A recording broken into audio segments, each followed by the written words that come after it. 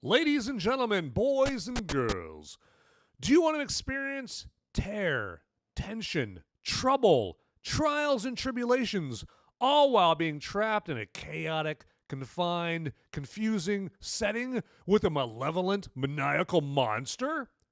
Of course you do! So keep those seatbelts fastened until the seatbelt sign is off and join me for this latest episode of Movies Merica. Let's do this.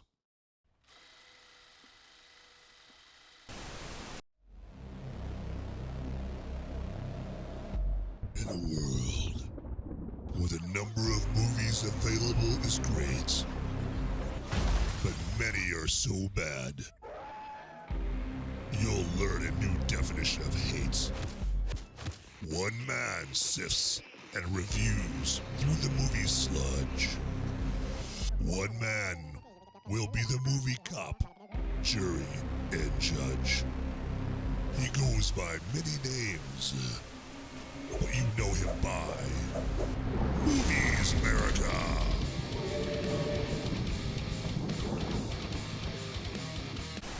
Hey there, my movie maniacs, my fellow freedom-fueled film fanatics. Welcome to this latest episode of Movies Merica. I am your humble host, Van Ebert, and I want to invite you on in. Come on in, kick your feet up, ease your mind, okay, as we explore our movie for today, which is The Last Voyage of the Demeter. Yes, it's kind of supposed to be scary. When the jury is still out on how scary it's going to get, okay? So, but as always, I always start off with just kind of like a brief, going over of the plot, that kind of Let's go, I'm bored, let's go. kind of thing, okay? And so The Last Voyage of the Demeter has to do with a chapter out of Bram Stoker's Dracula novel, okay? So it's a very small part of the Dracula novel by Bram Stoker. And they have just turned a whole movie into, or basically just carved out a whole movie out of that little chapter there. And so, in case you don't know, the Demeter is the name of the ship that transported Count Dracula from Bulgaria to London, where if you've watched any Dracula movie, you know he's going to London. He makes his home at Carfax Abbey, all that stuff, right, that you've probably seen, okay? But so, yeah, again, the Demeter is like the ship that transported him. And so the whole point of the chapter on Bram Stoker's Dracula involving this ship, the Demeter, there we go, Demeter, is that the ship's crew has to deal with Dracula, the evil that is Dracula, being on board and picking them off one by one, and on his way to London and that kind of thing. So this whole movie is all about that.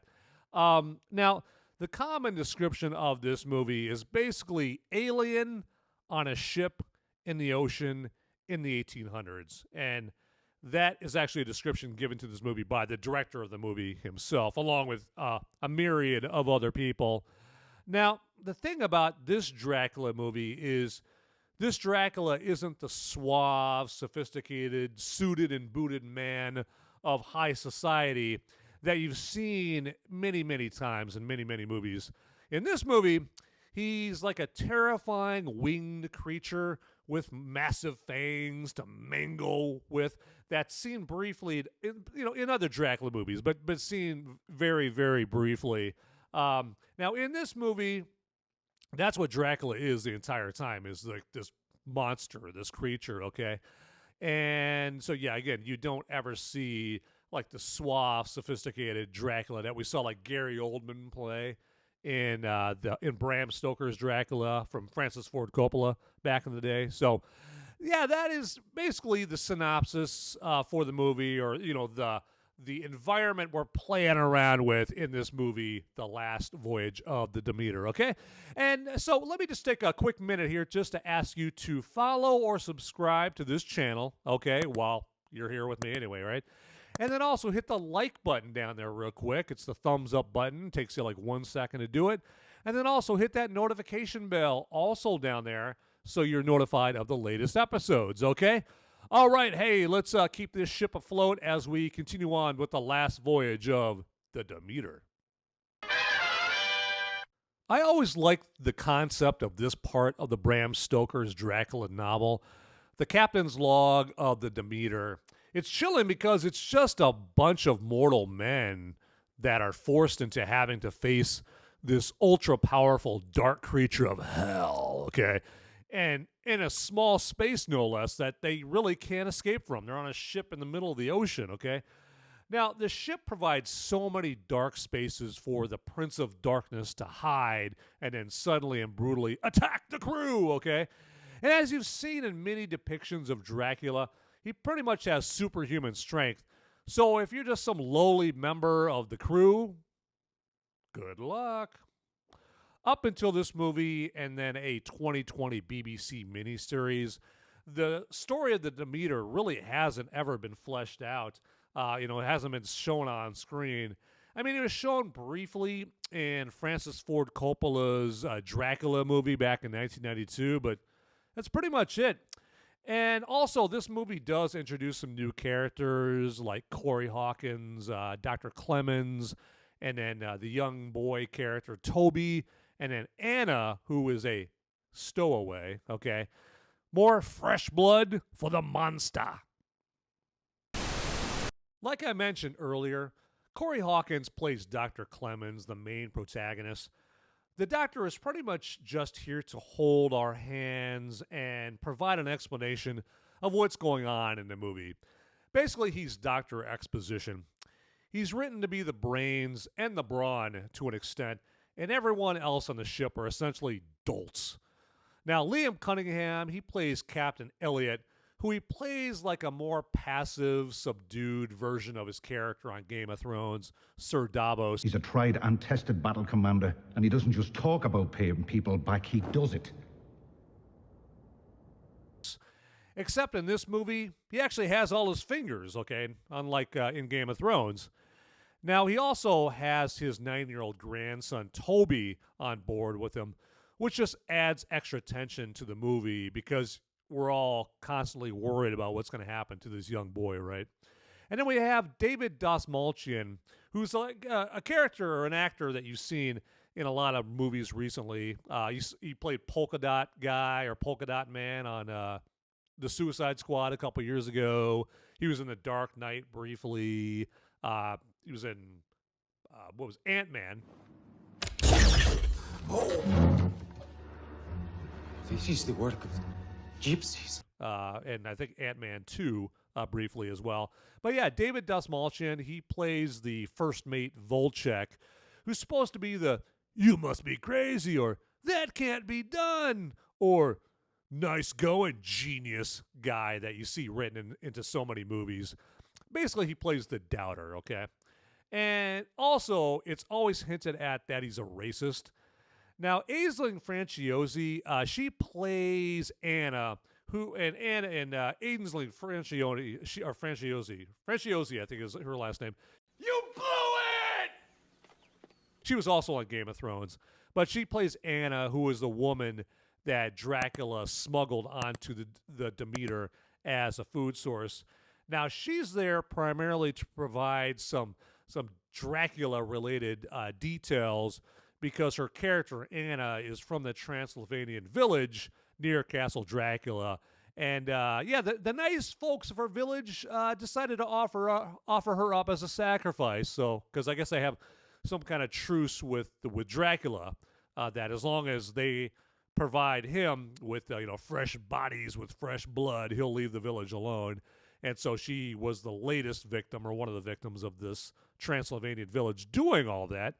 Now, everyone else in the movie are pretty much just disposable items on the Cafe Demeter menu for Dracula to dine on. Now, this show is spoiler-free, but the show this Thursday night called Movies Merica Spoiler Warning is going to be all spoilery, okay? I'm going to spoil you rotten, okay? And this show that comes on Thursdays comes on at 7 p.m. Eastern, so that's 6 Central, 5 Mountain, and then 4 Pacific, okay? And that is just a show where you get a chance to discuss this movie in depth, spoilers and all, and you can live chat with me, comments, questions, whatever, okay? And the live chat doesn't even have to be about this movie. It can be whatever you want. So, but the live chat will be, about this movie primarily, okay? So, and because this show is meant for those folks like me who, after most movies they watch, sometimes they want to have a more detailed discussion, and you're hard-pressed looking around for somebody to have that detailed discussion about this movie with. Who's coming with me? Who's coming with me? Okay? So, meet me, Van Ebert. I'm your guy for that detailed discussion on the show, Movies Merica, spoiler warning. Again, this Thursday night at 7 p.m. Eastern, and that's 4 p.m. Pacific, 5 Central, or 6 Central, 6 Central, 5 Mountain Time, okay? And how do you join this show? Well, all you got to do is on Thursday, you can go to my @MoviesAmerica page on Twitter or X, and you can click on the link for the Movies Merica spoiler warning show right there, or you can go to YouTube or Rumble. That's where the show's at. And you can look up Movies Merica. Now, if you look up Movies Merica on Rumble, it'll work just fine. It'll bring you right to my page on Thursday, and you just got to click on the link for Movies Merica spoiler warning. Easy peasy, okay? Now, YouTube's kind of stupid. YouTube's kind of dumb, okay? And so when you type in Movies Merica, it's gonna think you're trying to search for Movies America. Nope, wrong-o, okay? So what you have to do is right underneath where you typed in Movies Merica, you have to click on this little blurb that says search instead for Movies Merica. Click on that, and then that'll take you to the Movies Merica page, okay? Also, you might have to type in Till Death Podcast Network. That's another way to search in YouTube for the Movies Merica spoiler warning show. All right. Hey, enough about that. I hope to see you this Thursday night. Let's get on with the show. The Dracula monster effects, they work for me for the most part. Now, I've always liked this part of the Dracula lore. It's the contrast between the well-dressed, suave, sophisticated, affable human man who fits into high society and seduces the ladies, and this bloodthirsty, evil winged creature that's a combination of heavy metal golem and a dragon with razor-sharp fangs. It's as if James Bond transformed into a Tasmanian devil in every movie, okay?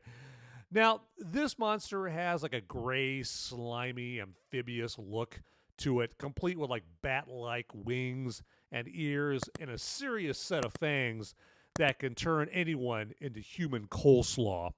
Now, this movie in particular doesn't get that graphic with the gore and blood and all that stuff. Now, the Dracula in this movie would have been that much more intriguing to me if we could have seen his human form in this, perhaps through flashbacks from Anna or something like that, so that this movie would contain that contrast that I mentioned before that always intrigues me. Now, veteran creature actor Javier Botet from The Conjuring 2 and It, he actually plays the Dracula creature because he's got this disease where he's like very, very skinny and he can contort his body into different shapes and positions and that kind of thing.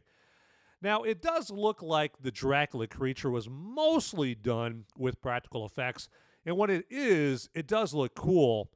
However, when they do throw in some CGI into the Dracula creature, it pretty much makes you want to drive a stake through the heart of whoever decided on the CGI.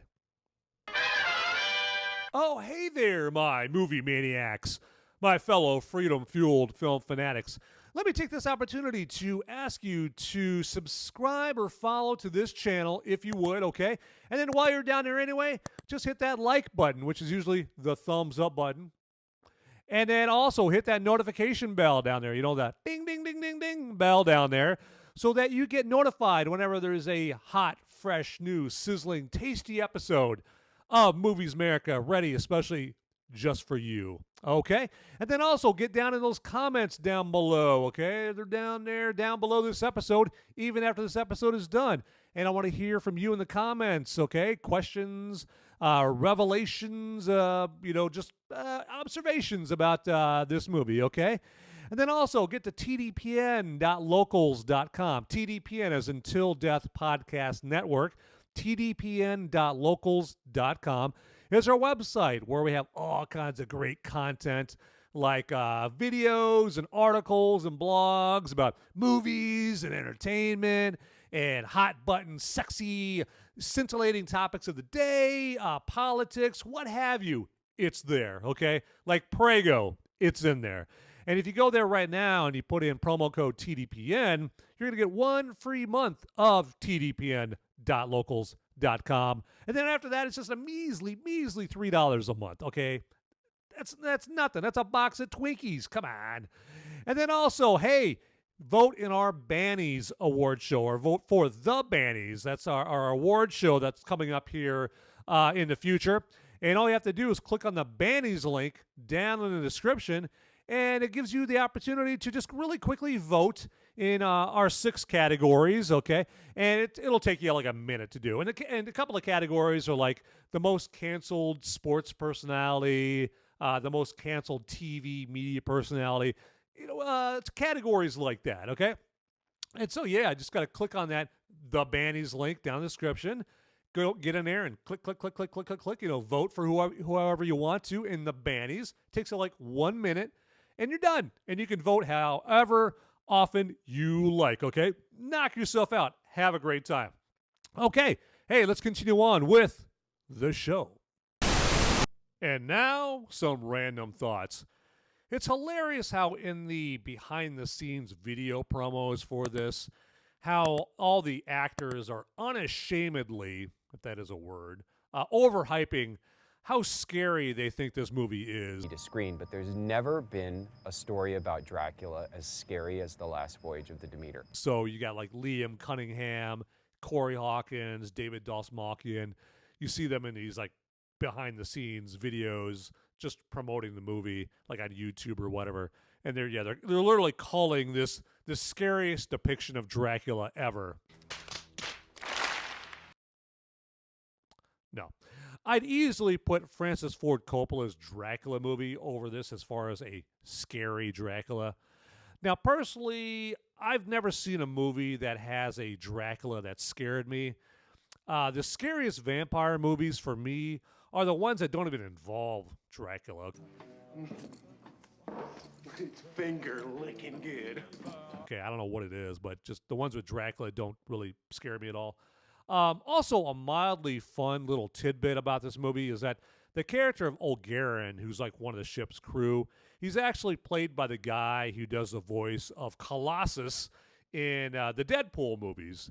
So I was halfway kind of looking around, kind of jokingly, of course, looking around in this movie for Deadpool to show up so Colossus could lecture him some more. A Deadpool versus Dracula showdown, I would put my chimichangas down to see that.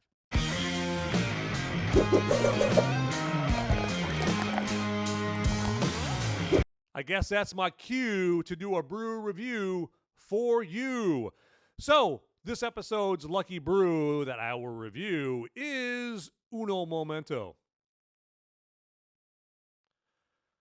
All right, this is the Fort Brewery Moonrider, and this is just a Czech/Bohemian Pilsner, and this comes to us from Fort Worth, Texas. Yes, Fort Brewery and Pizza is the name of the place that brews this Moonrider, all right?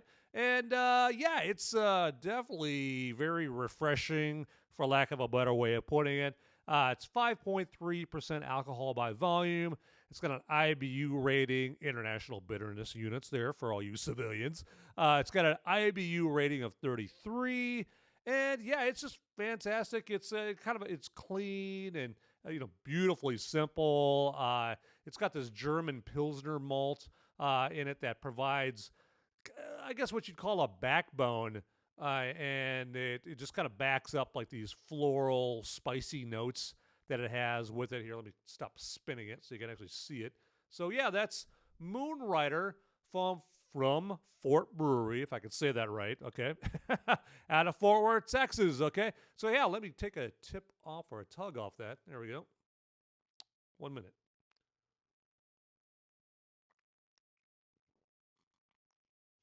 Hallelujah, yeah. All right. Yeah, pretty tasty there. So let me get that up there again for you so you can actually see it. There we go. Maybe that's better. Okay. So yeah, again, that's from Fort Brewery, and that has officially been the brew review for you.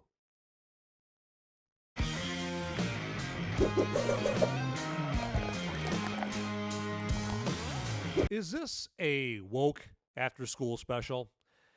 It is a bit, since the writers apparently felt they needed to, at least in part, feature a black main protagonist so this movie could all remind us that racism is a thing. You know, in case we forgot. Of course, it's the racism in this, it's white racism towards blacks, because we hardly, if ever, see the very real, very prevalent reverse of that racism portrayed in movies.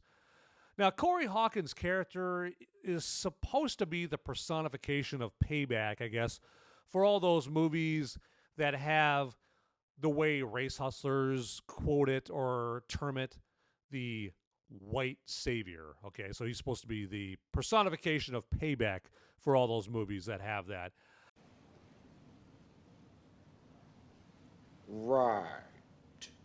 Now, I'm not sure how believable it is that it just so happens that a black doctor would, by just a stroke of luck, happen to be on board a ship in Romania in 1897, but okay. All that being said, I wouldn't have a problem with Corey Hawkins being the main character of this movie. Not at all. Not at all. Except for the fact that they seem to have done it just to insert a woke lesson right smack dab in the middle of a Dracula movie. Okay?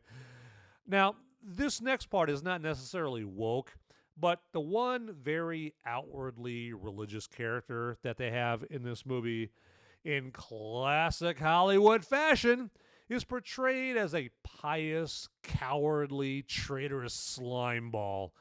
Hollywood, more often than not, just loves to take a shot across the bow at the man upstairs. All right, everybody. Hey, since you're doing me a solid by sticking around this long, let me do you a solid by letting you know all about Nature Clear Recovery Powder. Nature Clear Recovery Powder, it is just a powder that helps you avoid a hangover or helps you recover from a hangover, whichever the case may be. And it's very simple to use, okay? You just take this packet right here, and you just pour it in 12 ounces of water or a bottle of water, your typical bottle of water. Pour it in there, and you just drink it before you head out to the nightclubs, you know, to shake your booty or hit the beer patio, okay? And now, if you're out and about, and you're like on your 15th beer, and you're like, oh my God, I forgot to take my Nature Clear. What an idiot. Hey, you know what? Take it easy on yourself, okay? Just take it when you get home, all right? And you're good to go, okay? It's almost like Nature Clear was pre-planning for this stuff, okay? They're geniuses. What can I say? And it also helps you recover from smoking and vaping as well. So this is an all-around Swiss Army knife of recovery, okay? So right now, what you should be thinking is, Van, how do I get my hands on Nature Clear Recovery Powder? Well, I will tell you. All you got to do is click on the Nature Clear description down in the link in the description. There we go. And just click on that and just pick out whatever Nature Clear products you want. Get them in the cart. And then in the promo code field, you type in the promo code MOVIES, okay? And you're going to get up to 25% off your next Nature Clear order. Very sweet, right? Very sweet right there. Sorry, beer burp there. Hazards of the trade. But yeah, get yourself some Nature Clear, all right? Do it. All right, on with the show. I did like the production design from production designer Edward Thomas. The look of the city of Varna, where the Demeter ships off from, is, looks real and authentic. the feel of it with the people and the hustle and bustle of shipping activity in the port is depicted very, very nicely. Now, even before the crates containing Earth and Dracula arrive in Varna, Thomas features a cool depiction of the Eastern Carpathian Mountains in the background, as we see in the foreground the caravan with these crates heading down towards Varna. Then there's a shot of Varna like off in the distance next to the Black Sea as we see the caravan from the rear head down the pass towards Varna. It's very cool. And also, it's very cool that it doesn't look like some cheesy matte painting, and really sells the fact that we're in the 19th century in Bulgaria. Now, the production design, I should say, of the interior of the Demeter itself is very impressive. It provides like a creepy, foreboding setting with ample dark spaces for a Dracula ambush. Pardon me? It's an intricate maze of bloody bottlenecks and cursed kill boxes, just perfect for the artist formerly known as Vlad the Impaler to have some gory fun.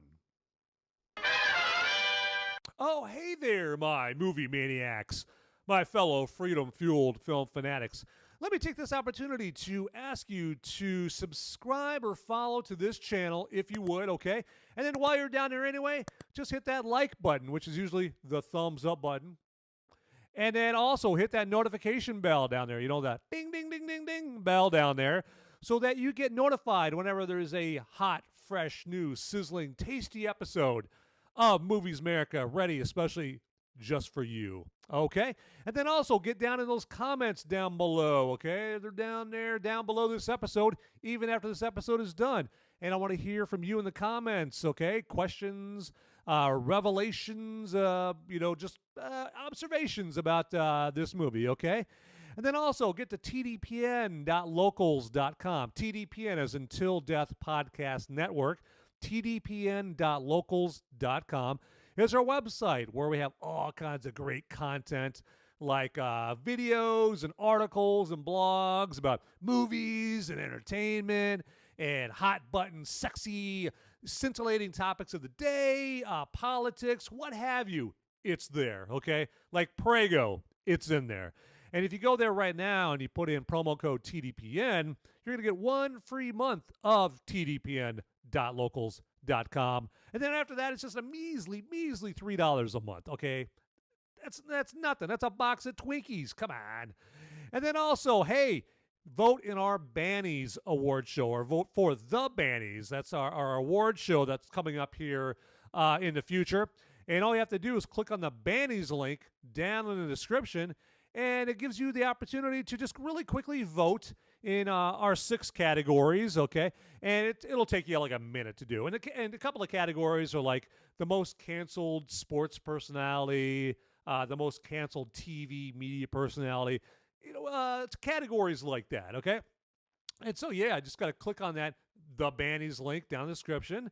Go get in there and click. Vote for whoever you want to in the Bannies. Takes like 1 minute, and you're done. And you can vote however often you like, okay? Knock yourself out. Have a great time. Okay, hey, let's continue on with the show. And now for the segment where I steal from the late, great Jerry Springer and give you my final thoughts, just like he gave you his final thoughts at the end of every one of his episodes. And my final thought about the last voyage of the Demeter is this movie won't have you sleeping the sleep of the undead. It'll just put you to sleep, okay? This is a cinematic equivalent of a warm glass of milk and a cushiony, soft bed.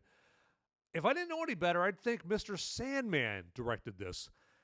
I think you get the point, if you're still awake, okay?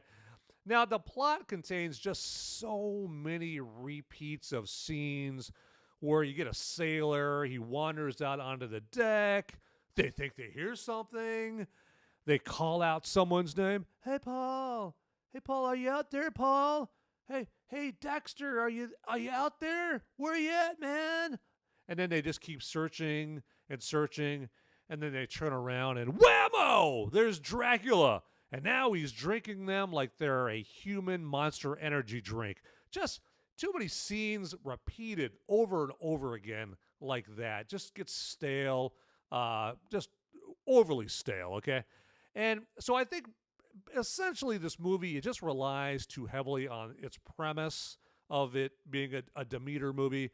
And the fact that it's the first movie that really fleshes out the whole Demeter part of Bram Stoker's Dracula novel right there. It thinks, oh, that's just good enough, all right? We don't actually have to make a good movie because we're the OG. We're the original in telling this story.